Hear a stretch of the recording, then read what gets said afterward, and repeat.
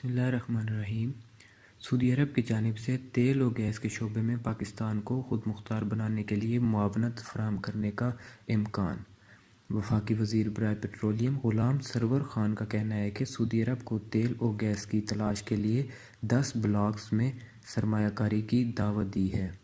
इस मामले में सऊदी हुकाम बहुत संजीदा हैं। तफसीलात के मुताबिक वफाकी वज़ीर पेट्रोलियम ग़ुलाम सरवर ख़ान ने सऊदी अरब से उधार तेल लेने के मामले पर अपने बयान में कहा कि 5 साल के लिए तेल लेने की बात ज़ेर बहस ही नहीं, मेरे बयान को तोड़ मोड़ कर पेश किया गया।